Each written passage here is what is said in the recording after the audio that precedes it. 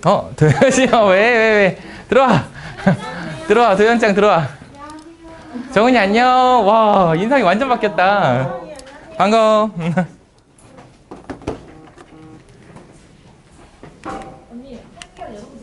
오, 그니까. 나 보고도 깜짝 놀랐어.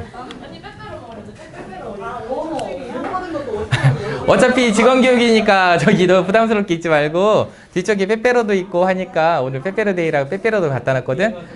하나씩 들고 오셔. 죄송하게도 쓰레기통은 저기 밖에 있어요. 쓰레기통 밖에 있으니까 쓰레기는 바깥에.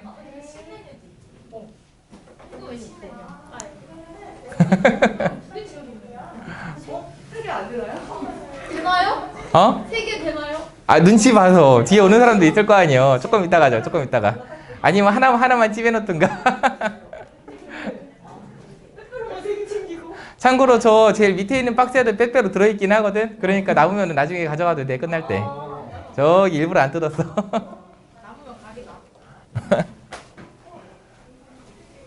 자, 역시 이제 확실히 공무원 교육을 하면은 앞에 두 줄이 차는 꼬라지를 못 봤어 내가. 뭐 상관없고. 자, 다들 뒤에 사인은 하셨어요? 네. 그거 바로 안 되네. 상시학습 인정되니까 그 뒤쪽에 사인하시면은 나중에 제가 상시학습 인정 알림 보내드릴게요. 네. 태미도 들어왔고 다 들어왔나? 태마 뒤쪽에 문 좀 닫아줄래?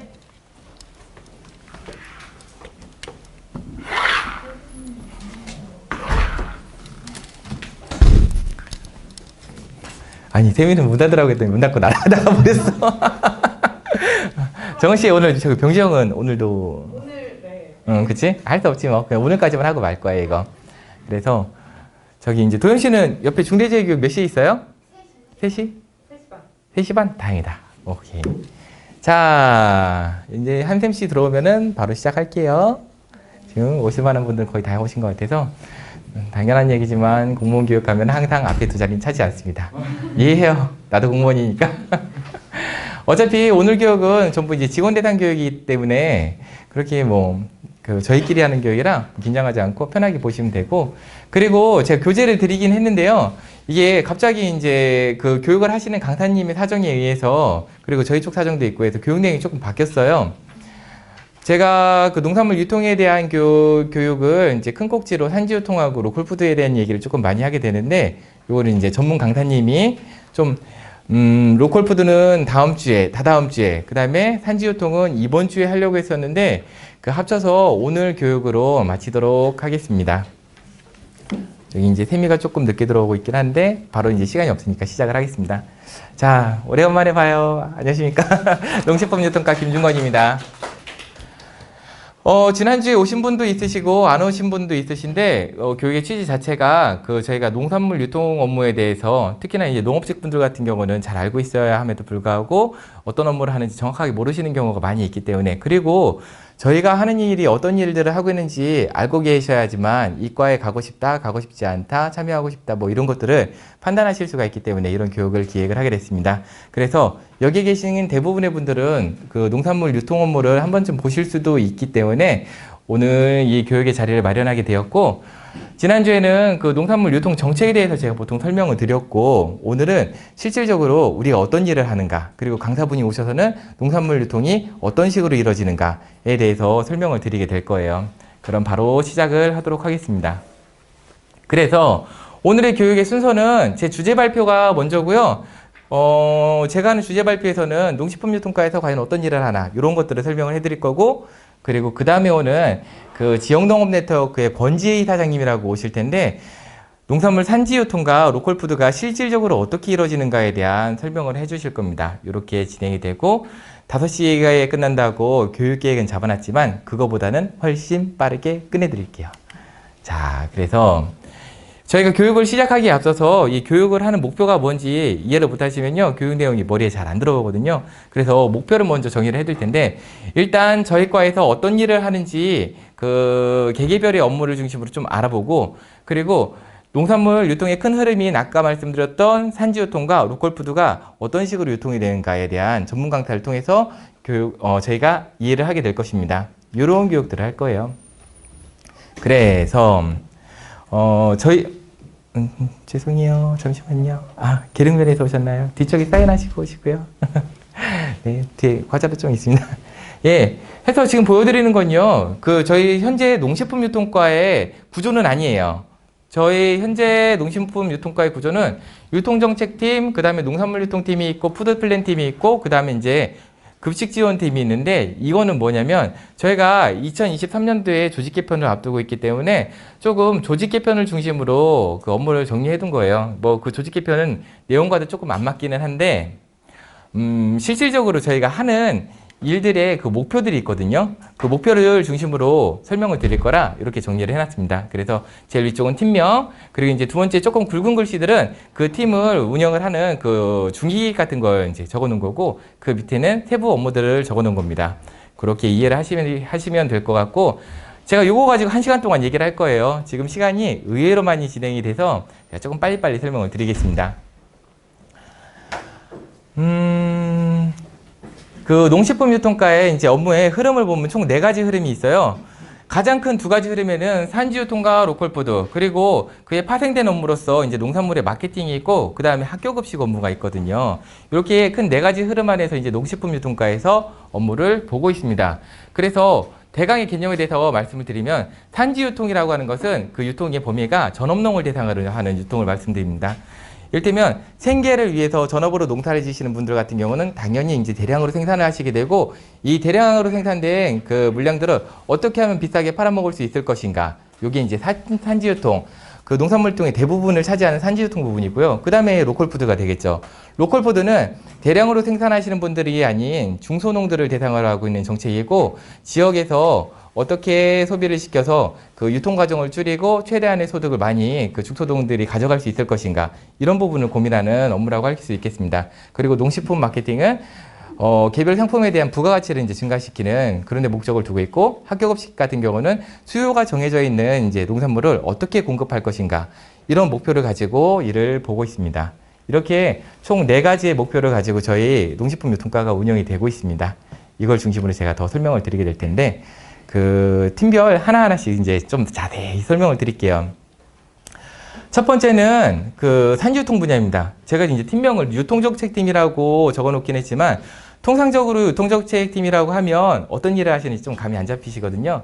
그래서 간단하게 얘기해서 키워드를 머릿속에 산지유통이라는 단어를 넣고 가셨으면 좋겠어요. 그러니까 오늘 제가 1시간짜리 주제 발표를 하는데 이렇게 키워드를 하나씩 제시를 해드릴 거거든요. 이 키워드들이 그 하는 업무들의 핵심이기 때문에 이 단어는 꼭 알고 가셨으면 좋겠습니다. 그래서 이제 산지유통이 무엇이냐?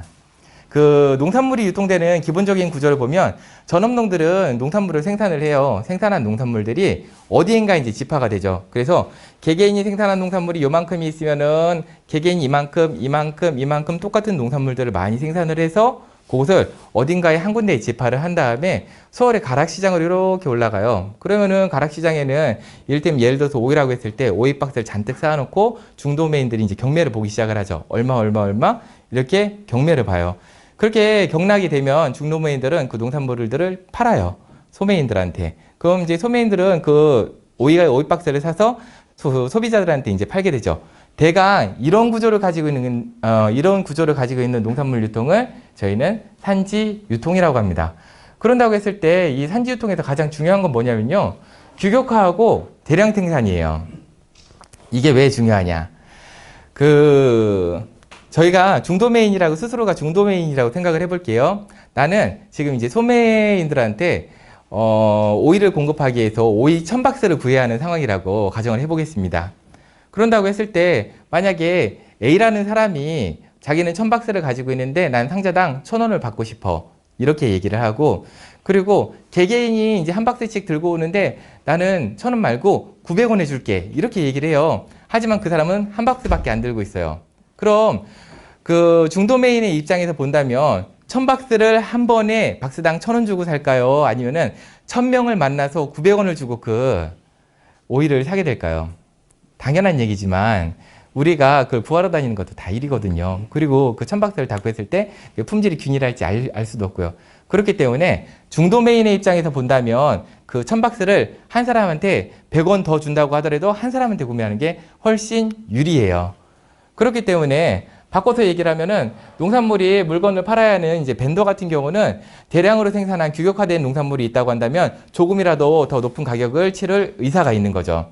그럼 거꾸로 농산물을 생산하시는 분들의 입장에서 본다면 물량을 많이 가져가는 것도 중요하고 그리고 이 물량을 품질이 균일한 상품들을 수집을 하는 것도 중요해요. 그러면은 저희가 하는 일이 이제 여기서 정해지게 되는 거죠. 자, 그럼 농산물 생산하시는 분들의 목표가 그 균일한 농산물을 생산을 하고 대량 생산이라고 한다고 했을 경우 제가 이제 지난 시간에 계속 강조를 했던 것은 저희가 하는 업무는 지원 업무라고 했죠. 저희가 농산물을 직접 생산해서 유통을 하는 게 아니고 하시는 분들을 지원하는 업무예요. 그런다고 했을 때 우리가 해야 할 일들은 이렇게 정해지게 되는 거죠. 자, 그렇다고 한다면 이렇게 이제 균일화된 그 농산물을 생산하고 대량 생산을 하려고 한다면 그 농가가 가지고 있는 농지도 한계가 있고 사람마다 농법도 다르고 종자도 다르게 사용을 하고 비료도 다르게 사용을 하는데 어떻게 균일하게 생산을 할 수 있겠어요. 그렇기 때문에 저희는 이런 활동들을 지원하기 위해서 산지조직 육성이라는 걸 하게 되는 거죠. 자, 그럼 제가 설명하게 될 거는 산지조직은 과연 무엇이냐? 혹시 산지조직 들어는 보신 분이 있으신가요? 들어보신 분이 있으면 잠깐 손 좀 이렇게. 오, 한 명. 오, 역시 예상대로입니다. 이렇게 이제 손을 드는 사람이 많으면 제가 이 교육을 할 의미가 없어요. 없는 게 당연합니다. 이 산지조직이라고 하는 것은 저기 이제 농산물을 생산하시는 개인의 생산자들이 있어요. 그런데 이 생산하시는 분들이 아까 말씀드렸다시피 개인이 한 박스 들고 경락받으러 올라가봤자 중도메인들은 쳐다도 안 봐요. 가격을 안 쳐줘요. 그러다 보니까 똑같은 작목을 생산하시는 분들끼리 뭉쳐요. 그게 바로 장목반이고 또 장목회입니다. 이렇게 모이게 되는데 이렇게 똑같은 작목을 생산하시는 분들이 모였을 때 문제가 있어요. 어떤 문제가 있냐면 제가 중간에 잠깐 언급드린 것처럼 서로 다른 사람들이 다른 농법으로 다른 종자를 사용하고 다른 비료를 사용을 하는데 이게 똑같은 맛이나 아니면 똑같은 품질의 농산물이 생산이 될 리가 없거든요. 그런다고 했을 때 우리가 하는 이 산지조직 육성이라는 업무는 이러한 사람들이 모여서 똑같은 비료를 쓰게 하고 똑같은 농법을 사용을 하게 하고 똑같은 종자를 사용하게 해서 품질을 균일하게 생산할 수 있도록 그리고 많이 생산할 수 있도록 그 단체들을 지원하는 업무를 합니다. 그런데 이 균일한 농산물을 생산하는 게 왜 중요한지 혹시 감이 잡히시는 분이 있으실까요? 제가 생각하기에는 지금 여기 계신 분들 중에서 한 4분 정도는 아실 수 있을 것 같은데 모르실 것 같아. 그렇기 때문에 제가 조금 더 설명을 해드릴게요. 저는 그 시장에 가서 딸기를 사 먹어요. 딸기를 사 먹는데 그 딸기 박스를 보면은 뭐 고만나루 딸기도 있고 굿드레 딸기도 있고 이런저런 딸기들이 있거든요.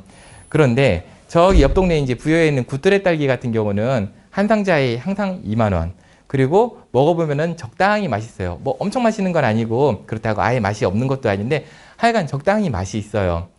이게 제가 이제 그 굿드레 딸기에 가지고 있는 이미지인데 옆에 있는 고만나루 딸기를 보니까 어쩔 때는 똑같이 2만 원을 받는데 진짜 맛이 있고 어쩔 때는 더럽게 맛이 없어요. 정말 갖다 버리고 싶을 정도로. 그런다고 했을 때 여러분들은 어떤 딸기를 사 드실 것 같아요? 어떤 딸기 먹을 것 같아? 그쵸. 굿드레 먹을 것 같죠. 굿드레. 그치? 당연한 얘기예요. 왜냐하면은 어떤 상품에 대해서 우리가 품질을 짐작할 수가 없다고 한다면 그에 대해서 가격을 칠 수가 없어요. 만약에 이렇게 품질이 들쑥날쑥한 상품을 가지고 가락시장에 올라가면 가격을 얼마를 받냐? 가격이 아예 안 나와요. 가격을 쳐주질 않아요. 품질이 들쑥날쑥하면은 이 시장에서는 제가 얘기하는 시장은 경매시장을 말씀드리는 겁니다. 가격이 아예 나오질 않아요. 그렇기 때문에 이렇게 우리가 시장에 출하를 하게 될 때에는 가장 중요한 것 중 하나가 그 균일화된 농산물을 생산을 하는 거죠. 그렇기 때문에 다시 이제 산지조직 육성 얘기로 돌아와서 이 산지조직 육성을 할 때 그 장목반과 장목회를 저희가 육성을 하게 되는데 그 아까 말씀드린 대로 개개별의 성향이 다 다르기 때문에 그냥 두면 안 돼요. 그렇기 때문에 저희가 그 공선출하 조직이라는 걸 이제 육성을 하게 되는 거죠. 다시 얘기하면 이 장목반, 장목회 같은 경우는 필요해서 그냥 자생적으로 생겨난 단체들이에요.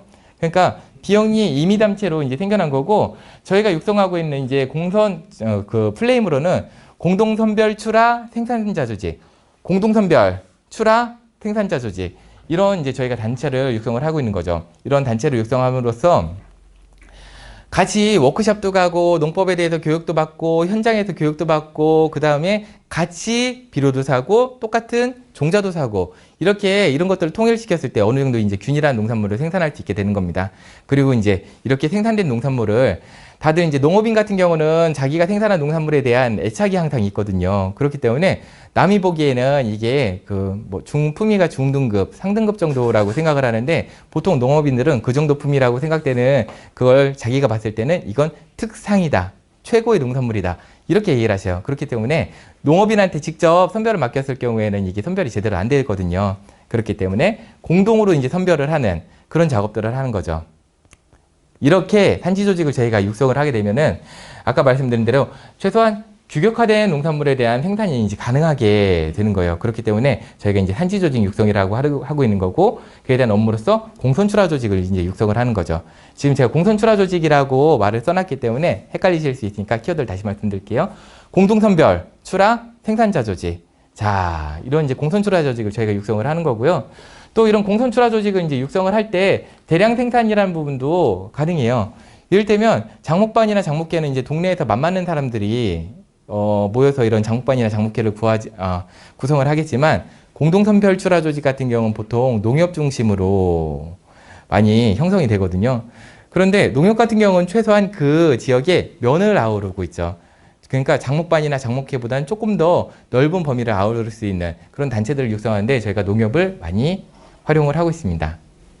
이렇게 다시 처음으로 돌아서 산지유통을 잘하기 위해서 규격화 대량 생산을 위해서 저희는 산지유통 조직을 육성을 한다. 이게 그 유통정책팀의 그러니까 현이 아니고 나중에 유통정책팀의 주된 업무 중 하나가 될 겁니다. 그냥 산지유통 업무라고 할게요. 그리고 두 번째는 산지유통 시설 업무를 저희가 해야 돼요. 이 산지유통 시설이라고 하는 것은 아까 말씀드렸다시피 그 농산물이 생산이 됐을 때 어딘가에서는 이거를 지파를 하고 뭉쳐가지고 벤더한테 이만큼 가져가야지 요만큼 들고 가서는 가격 경쟁력이 조금 떨어진다고 볼 수가 있거든요. 저희가 산지유통 업무를 하는 주된 이유는 벤더와의 협상 우위에 서기 위해서 저희가 이런 일들을 하는 거예요. 결국 이제 비싸게 팔기 위해서 이런 일들을 하는 건데 어딘가는 지파를 해야겠죠. 그렇기 때문에 이런 지파를 할 수 있는 시설을 만드는 것, 그러니까 산지유통 시설을 지원하는 그런 업무를 저희가 하고 있습니다. 자, 그래서 산지유통에서는 이제 산지조직 육성과 시설 업무를 하고 있고 또 가장 중요한 업무 중 하나가 브랜드에 관련된 업무예요. 저희식 그 농산물 공동 브랜드는 뭐죠? 그쵸? 고만나루죠. 이게 우리식 농산물, 우수농산물 공동 브랜드인데 저희가 이제 브랜드 이미지는 이렇게 사용을 하고 있거든요. 그런데 직관적으로 생각하시기에도 대전이나 세종에서 사시는 분들이 이 공동 브랜드에 대해서 잘 아실까요? 그러니까 지금 가장 늦게 들어온 친구가 누가 있지? 재란 씨, 여기 들어오기 전에 고만나루 알았어요? 애써 눈은 피하려고 해도 소용없어. 도현 씨는 고만나루 알았어요? 저기 저 윤선 씨 여기 오기 전에 곰만나루 들어본 적 있나? 그렇죠? 다들 곰만나루에 대해서는 몰라요. 근데 사실 몰라도 그렇게 크게 상관은 없는데 그러면 이상한 생각이 들잖아요. 저희는 브랜드 업무를 하고 있는데 정작 우리 주변에 살고 있는 소비자들이 모르고 있네. 근데 일이 잘못된 게 아니고 애초에 이 고만나루라고 하는 농산물 공동 브랜드는 저희를 대상으로 한다기보다는 물론 저희도 알고 있어야 하긴 하지만 벤더들한테 어떠한 이미지를 심어주기 위해서 만들어 놓은 게 공동 브랜드예요. 이를테면 제가 브랜드 세 개를 한번 얘기를 해볼게요. 삼성, LG, 샤오미. 자, 이 브랜드를 얘기했을 때 떠오르는 이미지가 있죠. 삼성, 전자기기, LG, 백색가전, 샤오미, 가성비. 다 동의하시나요? 그쵸? 다 동의하시죠? 이 브랜드라고 하는 것은 이렇게 소비자가 그 상품에 대해서 직관적으로 품질을 짐작할 수 있게 만들기 위해서 만들어 놓은 게 저희 공동 브랜드거든요. 그렇기 때문에 이 공동 브랜드를 어떻게 사용하냐에 따라서 저희 소비자가 되는 이제 벤더가 우리 시의 농산물을 어떻게 인지하고 있느냐를 판단을 할 수가 있게 되는 거죠. 그렇기 때문에 이 브랜드를 잘 관리하는 것이 결국은 산지유통을 할 때 벤더들한테 저희 물건이 비싸게 팔려나가게 만들 수 있는 중요한 포인트 중 하나라고 하겠습니다. 자, 여기까지가 그 산지유통 업무고요. 이 수출 업무 같은 경우는 약간 저희 시에서는 번외편이기 때문에 일단 건너뛰겠습니다. 시간이 없거든요. 자, 그럼 다음으로 넘어가도록 하겠습니다. 그럼 이제 두 번째, 방금 전에 말씀드린 건 전업농의 이제 농산물 유통에 대해서 말씀을 드린 거고, 두 번째는 전업농이 아닌 농업인들의 이제 농산물 유통. 그래서 이 지역 먹거리라고 표현을 했는데 보통 저희는 로컬 푸드라고 얘기를 하죠. 아까는 그 업무의 키워드가 산지유통이라고 했다면 그 지역 먹거리는 로컬 푸드라는 키워드를 기억을 하셔야 돼요. 산지유통이라고 하는 것은 저희 이제 농업인의 구조가 저희 시 농지의 70% 이상을 대강 한 30%가 안 되는 농업인이 관리를 하고 계셔요. 전업농의 수준이 이 정도가 되는 거고, 지금 중소농들 같은 경우는 0.3헥타도 안 되는 농지를 경작하시는 분들이 19.3%인데 여기가 이제 그 농가 구성의 72%나 구성을 하시거든요. 그런다고 한다면 면적으로 보면은 산지유통이라는 업무가 이제 농산물 유통에 가장 중요하다고 하겠지만 그 인구수로 보자면은 이 로컬푸드라는 부분이 아마 가장 중요하다고 생각이 됩니다. 그렇기 때문에 농산물 유통의 가장 큰 중요한 흐름 두 가지를 얘기한다면 산지유통과 로컬푸드 이렇게 정의를 해드리고 싶어요. 그래서 그럼 로컬푸드에서 얘기하는 주요 키워드는 뭐냐? 첫 번째는 먹거리 마일리지죠. 저희가 농산물을 유통을 할 때 아까 전에 산지유통 구조가 이렇다고 설명을 드렸어요.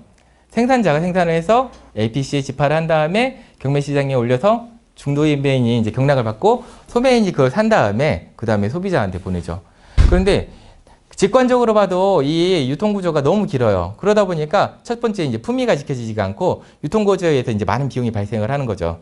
이런 부분을 해결하기 위해서 저희가 로컬푸드라는 걸 진행을 하고 있는 겁니다. 그래서 목표는 생산자하고 소비자하고 농산물을 이렇게 거래를 하게 되는데 중간에 단계 하나 정도로 줄이자는 게 로컬푸드의 취지거든요. 저희가 이런 업무를 하고 있는 거죠. 그래서 첫 번째는 이런 먹거리 마일리지, 농산물이 돌아다니는 거리를 한번 줄여보자 라는 게 첫 번째 키워드고, 두 번째는 지역 소멸 극복. 이게 무슨 얘기냐면 농업인들이 70%가 뭐 소득이 2천만 원도 안 된다는 얘기를 하거든요. 그 중에 이제 1,000만 원도 안 되는 소득을 가지고 계신 분들 많이 있다고 해요. 그런데 이분들을 그냥 방치하게 됐을 경우에는 이분들이 2021년 기준으로 해서 중위소득이 한 1,800만 원 정도 되거든요. 그 중에서도 이제 중위소득이 30%에 미치지 못할 경우에는 기초생활수급자로 지정되는 걸로 알고 있어요. 뭐 틀릴 수도 있고요. 그렇게 됐을 경우 저희가 이분들에 대해서 관심이 없을 경우에는 이분들이 사용하는 비용들이 다 복지비용으로 발생을 하거든요. 그런 부분을 막기 위한 그런 부분들이 있습니다. 자, 그 다음에는 로컬푸드의 취지 중 가장 중요한 것 중 하나가 신선 농산물을 이제 공급한다는 겁니다. 예를 들어서 저 같은 경우는 겨울 가면 마트에서 딸기를 사 먹지 않아요. 왜?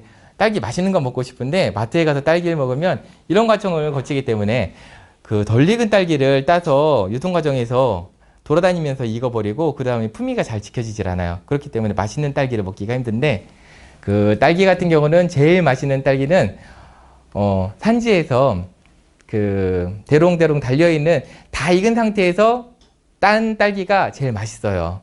그러면은 이런 딸기를 살려면 어떻게 해야 돼요? 그 산지로 가야겠죠. 그런데 일반적인 유통 경로에서는 이런 신선한 농산물을 공급받지 못하기 때문에 만약에 이런 직매장 하나만 거치는 경우가 있다고 한다면 생산자가 최대한 익혀서 맛있는 딸기를 갖다 놓게 되고 소비자는 잘 익은 딸기를 사서 먹으면 맛있게 먹을 수가 있어요. 이렇게 로컬푸드에는 신선 농산물을 공급한다는 그런 취지도 있습니다. 그렇기 때문에 저희가 하는 것은 여기에 저희가 하는 업무에 대해서 설명을 해놓는 거거든요. 그 먹거리 계획, 저희가 운영하고 있는 푸드플랜이라고 얘기를 하고 있는데 그 푸드플랜에는 이 아래에 있는 업무들을 담고 있어요. 첫 번째는 이제 직매장을 짓는 거죠. 농산물을 생산을 했는데 산지에서 그 농산물을 진열해놓고 전시해놓고 팔 곳이 없으면 당연히 그 농산물을 소비자가 산지까지 직접 가서 사야 하는 일이 벌어지는데 그건 좀 쉽지는 않은 일이죠. 그렇기 때문에 산지 농산물이 그 여러 단계를 거치지 않고 공급을 할 수 있는 그런 로컬푸드 직매장을 관리하는 업무를 저희가 하고 있습니다. 두 번째는 이런 직매장 같은 걸 지었을 때 예를 들어서 한 2달 전쯤에 배추 파동이 있었거든요. 그렇기 때문에 막 배추 3개 가격이 10만 원 정도 가는 그런 사태가 벌어졌었어요. 그러고 나니까 농업인들이 생각하기에는 배추 가격 진짜 비싸다. 내가 배추를 심으면 돈을 벌 수 있겠구나. 다 똑같은 생각을 하시는 거죠.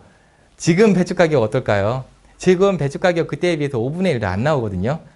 그런 일들이 벌어지기 때문에 이게 농업인들을 그냥 아무런 이제 제도적인 관리 없이 그냥 농산물 생산하시게 하면 홍수출하가 많이 빈번하게 발생을 해요.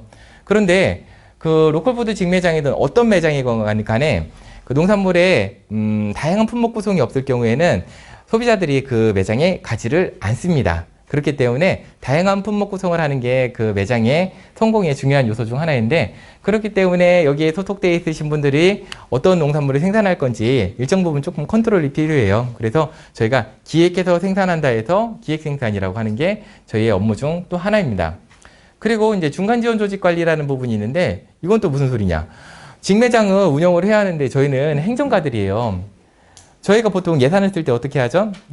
그 의회 동의를 얻어서 예산을 세운 다음에 전년도에 세우죠.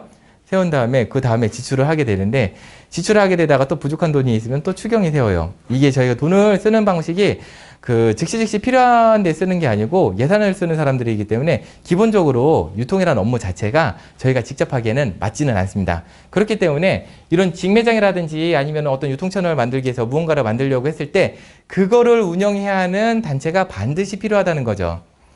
그리고 그걸 운영하기 위한 단체도 필요하지만, 이 생산하신 분들이 기획 생산을 하는데 이를테면은 어떤 한 사람이 그냥 이거 심으세요 라고 하면은 말 잘 안 듣거든요. 그렇기 때문에 이제 포장재라든지 뭐 어떤 다른 장치들을 많이 필요로 하겠죠. 이런 것들을 지원을 하는 중간 지원 조직이 반드시 필요합니다. 자, 여기까지는 그 로컬푸드가 잘 굴러가기 위해서 저희가 하는 일들을 말씀을 드린 거고, 제일 마지막에 이제 지역 인증제라는 걸 제가 하나 더 끼워넣었는데, 로컬푸드라고 하는 것은 일단 상품이라고 보기는 조금 어려운 것들이 많이 끼어들어요. 예를 들어서 여러분들이 생각하는 애호박은 아마 이런 모양이라고 생각이 돼요. 길쭉하고 반듯하고 동그랗고, 이게 보통 요만한 애호박들은 이제 저희가 상품이라고 기억을 하고 있겠죠. 그런데 실질적으로 생산되는 농산물 같은 경우는 막 꾸불꾸불한 애호박도 있고, 이렇게 봉이 휘어버린 애호박도 있고, 뚱뚱한 애호박도 있고, 다양한 형태의 애호박이 있거든요. 그런데 여러분들이 생각하시기에 이런 농산물이 생산이 되면 아까 말씀드린 시장, 그러니까 경매 시장이 올라갔을 때 과연 얼마나 가격을 받으실 수 있을 것 같아요? 전혀 못 받아요. 전혀. 이게 낮은 가격을 받는다가 아니고 아예 못 받습니다. 왜냐하면 그 시장이라고 하는 것은 결국 자기도 사서 팔겠다는 거거든요. 근데 내가 사는 물품이 이게 품질이 균일하지 않으면은 그거를 얼마의 가격을 매겨서 판다는 게 상당히 큰 노고가 들어요. 그렇기 때문에 아예 취급을 하지 않습니다. 그렇다고 한다면 여기는 조금 대한유통에 가깝거든요. 대한유통에 가깝기 때문에 그런 물품도 취급을 해줘야 돼요. 그래서 그런 것들이 이제 들어오다 보면 이제 비상품을 취급을 하게 되는데, 그런 비상품이 취급이 되기 시작하다 보면은 이게 속된 말로 소비자는 이런 생각을 하게 되죠. 여기에 들어와 있는 농산물들 왜 이렇게 근본이 없지? 이런 생각을 하실 수도 있어요. 그렇기 때문에 저희 시에서는 지역인증제, 이를테면 최소한의 뭐 안전관리를 이 정도로 하고 있다, 아니면 품질관리는 이 정도는 하고 있다, 정말 최소한의 가이드를 마련해서 가이드를 마련해 놔야지만 그 대도시 대전이나 세종 같은 데 계신 분들이 이 정도의 이제 상품성 정도는 가지고 있어. 그러니까 저희가 이제 상품화 작업을 조금 도와주는 역할을 하고 있다는 거죠. 그러니까 최소한의 안전 가이드 같은, 그러니까 이걸 뭐라고 표현을 해드려야 할지 좀 설명해야 하기가 난감하긴 한데, 그러니까 우리 시에 비상품화된 농산물도 이 정도의 품질은 가지고 있다는 가이드를 마련하기 위해서 저희는 지역 인증제를 운영을 하고 있습니다. 이런 역할들을 한 거죠. 자, 그래서 이제 로컬푸드는 이제 대한유통으로서 저희가 활용하는 그 유통 채널인데, 이런 것들을 하기 위해서 이런 업무를 한다고 설명을 드렸지만 그 부가적인 기능들도 분명히 있어요. 대한유통이기는 하지만 아까 말씀드린 것처럼 개인이 상품을 직접 이제 전시를 하고 그렇게 유통을 시키기 때문에 거기서 상품을 내놓으신 분들의 이름 자체가 브랜드가 될 수가 있거든요. 이를테면 저 같은 경우도 딸기를 사러 갔을 때 우성동역 로컬푸드에 가면 딸기하고 사과 같은 경우는 이름 보고 상품을 사요. 왜냐면 그 사람이 상품을 샀을 때는 적당히 맛이 있다는 걸 나도 알고 있으니까. 그러니까 맛있는 거 먹고 싶잖아요. 그래서 로컬푸드에서 특징 중 하나는 개인 스스로가 이제 브랜드가 생긴다는 점이 있고, 또 하나는 아까 말씀드린 것처럼 상품화가 조금 덜 돼서 시장에 나갔을 때 가격을 못 받는 상품도 가격을 받을 수 있다는 겁니다. 자, 다시 정리하면 로컬푸드는 산지유통에 끼지 못하는 상품들을 위한 대한유통 체계라고 볼 수 있겠습니다. 저희는 그런 걸 지원을 하는 거고요. 자, 세 번째는 저기 이제 농식품 유통팀이라고 했는데 저희랑 조금 느낌이 달라요. 지금 현재 조직 구조와는 다르고 제가 제시하고 싶은 키워드는 마케팅이에요. 그 마케팅이라고 하는 것은 아까 얘기했던 일반적인 농산물의 유통하고는 조금 컨셉이 다르죠. 컨셉을 얘기한다면은 특별히 이 상품을 비싸게 팔아먹겠다는 그 업무의 개념을 갖고 가시면 될 것 같아요. 산지유통 같은 경우는 대량 생산해서 비싸게 팔아먹겠다. 로컬푸드 같은 경우는 그 상품화가 덜 된 상품을 팔아먹겠다. 이런 느낌이라고 한다면 이 마케팅이라고 하는 부분은 특별히 무언가 가치를 더 얹어서 비싸게 팔아보겠다라는 개념으로 접근하셔야 할 것 같습니다. 그래서 저희가 집중해야 하는 키워드가 마케팅인 거고요. 이를테면은 공주밤 같은 경우는 밤을 저희만 생산하는 게 아니죠. 청양밤도 있고 청주밤도 있고 부여밤도 있어요. 그럼에도 불구하고 사람들이 통상적으로 공주밤은 맛있다는 생각을 하고 있기 때문에 그 공주밤은 맛있다는 특성을 밤이라는 데에다가 입혀서 저희가 공주밤을 더 비싸게 팔 수가 있는 거예요. 저희가 이미지를 그렇게 만들기도 하고 실제로 그렇기도 하고요. 자, 다시 정리를 하면 마케팅이라고 하는 것은 어떤 상품에다가 특정한 가치를 입혀서 더 비싸게 파는 일련의 과정을 말씀을 드리는 겁니다. 이것뿐만이 아니죠.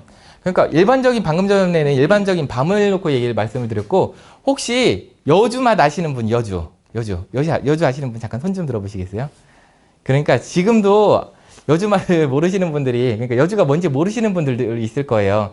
이렇게 알려지지 않은 농산물 같은 경우는 시장에서 팔 수가 없어요. 이를테면은 여주가 백날 전시가 돼 있으면 뭐예요? 저는 지나가다가 생각을 하겠죠. 저게 뭐지? 하고 지나갈 거예요. 왜? 뭔지를 모르니까. 그런다면 여주를 팔려고 한다면 어떻게든 직거래 장터든 아니면은 시식 코너를 만들어서 지나가는 사람 입에 하나씩 쏙쏙 넣어주면서 맛을 보여줘야지, 그 중에서 이제 그 취향에 맞으시는 분들이 그걸 사실 수가 있는 거죠. 이런 활동도 마케팅이라고 할 수 있을 거고요. 그리고 저희가 여기 가공산업 육성이라고 제가 써놨는데, 농산물 같은 경우는 그냥 파는 것보다는 어떻게든 가공을 해서 팔면은 더 비싸진다는 것을 다들 알고 있습니다. 보통 6차 산업화라고 얘기를 하죠. 이런 식으로 가공을 한 상품 같은 경우는 아까 여주와 같이 그 상품의 특성이 소비자가 쉽게 알기가 힘들어요. 이를테면 조금 쉬운 예를 들어보자고 한다면, 저희 시에는 뭐 청신목장이라든지 하대목장이라든지 요거트 만드시는 분이 몇 분 있으시죠? 똑같은 요거트인데 뭐 CJ나 아니면은 그 다른 식품회사에서 만드는 요거트하고 어떻게 차이가 있다는 걸 저희가 알겠어요. 그렇다고 모르는 사람이 그걸 가서 일부러 먹지는 않을 거란 말이죠. 방금 얘기했던 두 분 같은 경우는 저기 이제 고속도로 휴게소에도 많이 나오시고 직거래 장터에는 빼놓지 않고 나오시고 해서 소비자한테 자신들의 제품을 입에다 퍼넣는 작업을 끊임없이 하셔요. 왜? 그래야지 그게 마음에 드는 사람이 혹시라도 있으면 나한테 다시 주문을 해줄 거니까. 이런 활동들이 마케팅의 일환이라고 하겠습니다. 자, 다시 정리를 하면 이렇게 일반적인 상품에 특성을 입혀서 조금 비싸게 팔아먹는 경우도 있고, 특이하게 재배된 이제 농산물에 대해서 상품의 특성을 알린다, 아니면 가공된 것에 상품의 특성을 알린다, 이런 일련 활동을 거쳐서 부가가치 가치를 잔뜩 붙여서 내 제품을 특별하게 비싸게 팔아먹겠다는 것이 농산물 마케팅의 기본적인 이제 개념이 되겠습니다. 그래서 저희가 하는 것은 뭐 직거래 장터도 열어주죠. 그 다음에 이제 윤주씨 고만나루 장터도 온라인으로 소비자한테 직접 판매하는 마케팅의 일환이라고 할 수 있을 거고, 6차 산업화에서 가공 산업을 육성하는 것도 그의 일환이라고 할 수가 있겠습니다. 저희가 이런 사업들을 지원을 하는 거죠. 그런다고 했을 때 그 마케팅의 특징이라고 하는 것은 생산자하고 소비자가 직접 만나는 그런 공간들이 마련이 되는 거거든요. 그렇기 때문에 아까 전에 이제 특성을 입혀서 비싸게 판다고 말씀을 드리긴 했는데, 그 특성에는 단순하게 제품 고유의 성질뿐만 아니라 그 사람들의 관계를 이용하기도 해요. 이를테면은 특히나 우리가 이용하고 있는 장터 같은 경우는 맨날 나오시는 분들이 나오시고, 그리고 거기 나오시는 소비자분들도 맨날 나오시는 분들이 나와요. 맨날 얼굴 보다 보면 계속 그 시식을 먹다 보면 미안해서라도 하나씩 사게 되거든요. 하나씩 사게 되면 2개 사고 3개 사고 계속 많이 사게 되는 거죠. 이렇게 관계를 이용하는 특성도 있어요. 아까 말씀드린 것처럼 농가가 브랜드가 되기도 하는데, 로컬푸드직 매장에서는 그 농가의 상품의 특성과 성함이 이제 브랜드가 되겠지만, 이 마케팅 활동을 하면서는 농가의 얼굴 그 자체가 브랜드가 되기도 해요. 얼굴은 조금 더 익히기가 쉽죠. 이런 특성들이 있고, 또 두 번째 특성으로는 제품의 특성을 소비자한테 생산자가 직접 알린다, 이런 특성을 가지고 있습니다. 또 세 번째 마케팅의 세 번째 특성은 그 상품 본연의 가치와 상관없는 것도 이용해서 제품을 팔기도 해요. 이를테면은 저희가 이제 딸기를 파는데, 그 직거래 장터에서 딸기를 파는데 옆에 딸기잼을 만드는 체험부스를 만들었다고 생각을 해보겠습니다. 체험부스를 만드는데 아기가 지나가다 저거 재밌을 것 같다고 잼을 만들기 시작해요. 잼을 만들기 시작하고 잼을 만들고 갔죠. 그랬더니 이 얘기가 지난주에 생각해보니까 지난주 참여했던 장터에 그 딸기잼 만들었던 게 재미가 있었던 거야. 엄마 보고 또 가재. 그래서 또 만들러 가고 엄마는 옆에서 멍 때리고 있다가 아유 가는 김에 딸기나 하나 사가자 이렇게 사가는 일이 벌어지는 거죠. 그렇게 됐을 경우 이렇게 원래 딸기라는 상품의 본연의 가치라고 하는 것은 별거 없어요. 그냥 맛이잖아요. 근데 여기에 토요일마다 가봤더니 장터가 열려있더라. 실내를 제공을 하고 아이한테 경험을 제공을 하고 아이가 이걸 해서 즐거웠다는 이런 즐거움 같은 게 이제 느껴졌을 때 상품 본연의 가치와 상관없는 그런 가치들 때문에 상품들이 팔리는 이런 일들이 벌어집니다. 이런 특성이 있고요. 그리고 저희가 이제 마케팅 활동을 하는 저희의 대표 장터, 고만나루 장터도 온라인에서 소비자, 생산자를 직접적으로 이어주는 이런 기능들을 하고 있습니다. 그래서 하나의 키워드는 저희가 이제 농식품에서 마케팅이라는 키워드 가지고 얘기를 했는데 이런 특성들을 가지고 있기 때문에 저희가 그런 활동을 하고 싶은 사람들을 위해서 지원 사업도 하고 장터도 열어주고 쇼핑몰도 열어주는 플랫폼도 열어주는 이런 일들을 하고 있는 겁니다. 자, 이래서 이제 마케팅에 관련된 이제 업무까지 소개를 했고요. 한 가지만 더 소개를 드리고 이제 끝내게 될 텐데 마지막은 이제 학교 급식에 관련된 업무예요. 조금 제가 생각하기에 이 학교 급식에 관련된 업무는 저희 농산물 유통의 기본적인 개념과는 많이 벗어나 있어요. 그 농산물 유통을 할 때는 우리 상품을 대량 생산하고 뭐 규격화를 시키고 좋은 상품을 생산해서 판다는 개념이 기본적으로 깔려 있는데 이 급식이라고 하는 것은 방금 전에 말씀드렸던 그 업무와 가장 큰 차이점은 수요가 정해져 있다는 거예요. 이를테면은 저희 시의 2022년도 학생 수는 대강 한 10,000명 정도가 되는데 이 10,000명의 학생들이 먹는 일련의 농산물은 거의 정해져 있습니다. 파이가 이만해요. 늘지 않고 줄지 않습니다. 물론 학생 수가 줄어들면 줄기는 하는데 학생 수가 이 정도 있는 이상 늘거나 줄지 않아요. 그런다고 했을 경우 앞에서 말씀드렸던 업무와는 조금 전혀 다르게 제 1의 목표가 안정적으로 여기서 소모할 수 있는 농산물을 기획해서 생산한다 라는 게 가장 중요한 목표가 돼요. 그거 빼고는 없습니다. 하나 더 있죠. 안정성 관리. 뭐 그런 것도 있기는 한데 그렇기 때문에 학교 급식 업무는 일반적인 농산물 유통과는 달라요. 틀이 정해져 있기 때문에 얼마나 안정적으로 공급하느냐의 문제이기 때문에 생산자를 어떻게 관리하느냐가 이 업무의 핵심이라고 볼 수가 있거든요. 그래서 이 업무를 하기 위해서 저희가 하는 일은 생산 조직을 관리를 하고 그 다음에 그 농산물을 취급하는 센터에 대한 관리, 그 다음에 주문 넣고 어떻게 이제 발주가 되느냐, 수발주 관리, 그 다음에 이렇게 그 유통되는 농산물이나 아니면 식품들이 얼마나 안전하게 유통이 될 것이냐, 이에 대한 업무를 하고 있긴 하지만 잘 생각해 보시면은 농식품 유통과는 이 부분은 관계가 없어요. 그러니까 사실은 이 생산 조직 관리가 이 학교 급식 업무의 가장 중요한 부분이긴 하지만 힘들기는 이 밑에 있는 업무들이 훨씬 힘들어요. 그래서 이 학교 급식 업무에 대해서 제가 크게 언급할 것들은 별로 없고 그냥 제가 이제 업무를 소개를 한다면 기획생산, 로컬푸드, 지역 먹거리, 푸드플랜을 운영하기엔 기획생산의 본진이라고 제가 소개를 해드릴 거고 왜냐하면 수요가 정해져 있기 때문에 생산자들이 안정적인 수익을 가져갈 수가 있거든요. 안정적인 수익이 있을 경우에는 이 수익을 바탕으로 다른 활동들을 할 수 있습니다. 그렇기 때문에 기획생산의 본진이라고 제가 소개를 해드릴 거고 두 번째는 먹거리 기획, 푸드플랜의 뿌리 당연한 얘기지만 기획생산 때문에 그렇죠. 그 다음에 나중에 다른 활동을 하기 위한 물류기지로서 활용이 될 수 있다. 그 정도를 설명드리고 싶습니다. 그러나 나머지는 솔직히 제가 이 업무를 대단히 좋아하지 않아요. 이 업무는 왜 해야 하는지 솔직히 제가 잘 모르겠거든요. 그렇기 때문에 제가 이렇게 소개를 드리고 끝내도록 하겠습니다. 제가 이렇게 소개를 드리고 끝내면은 이번 시간에 제가 무슨 얘기를 했는지 기억이 별로 안 나실 거예요. 그래서 마지막으로 한 번만 더 정리를 하고 주제 발표를 마치도록 하겠습니다. 자, 첫 번째. 헷갈리시면 안 돼요. 현재 팀 편제가 아닙니다. 이거 제가 이제 조직기획편 때 이렇게 했으면 좋겠다고 냈던 의견이었고요. 이쪽을 보시지 마시고 그 위에는 키워드를 기억해 주셨으면 좋겠어요. 일단 저희가 하는 가장 큰 업무의 두 꼭지는 산지유통과 로컬푸드 그리고 이제 번외편으로서 마케팅이 있고 그 외의 것으로 기획생산을 위한 이제 급식 지원 업무가 있습니다. 이 산지유통의 이제 주된 그 취지는 대량 규격 생산에서 벤더와의 그 거래에서 우위를 점하겠다는 게 이 산지유통 업무의 핵심이고요. 두 번째 로컬푸드는 대한유통이죠.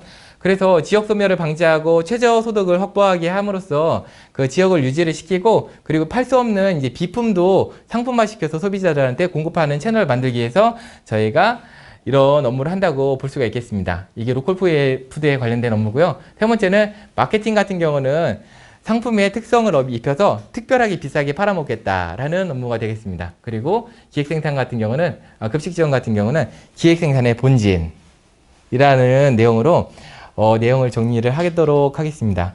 혹시 지금까지 제가 말씀드린 내용들 중에 뭐 이해가 안 가거나 궁금하신 사항이 있으실까요? 있으실까요? 역시 공무원 교육은 질문이 없죠? 정말? 아무것도 안 궁금하시면은 이상 교육을 마치도록 하겠습니다. 감사합니다. 자, 제가 오늘 소개해드린 거는 저희 농식품유통과에서 하고 있는 업무에 대해서 소개를 드린 거고, 그 3시부터 전문 강사님이 오셔서 아마 강의를 해주시게 될 거예요. 그 뒤에 오늘 빼빼로데이라고 제가 빼빼로들을 조금 갖다 놨거든요. 맛있게 드시면서 남은 강의 즐겨주셨으면 좋겠습니다. 쓰레기통은 밖에 있습니다. 감사합니다.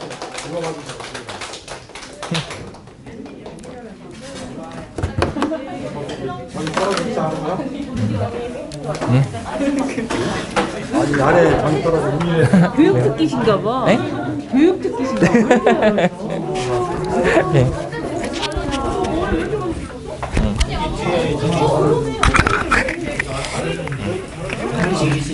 선생님이 처음 그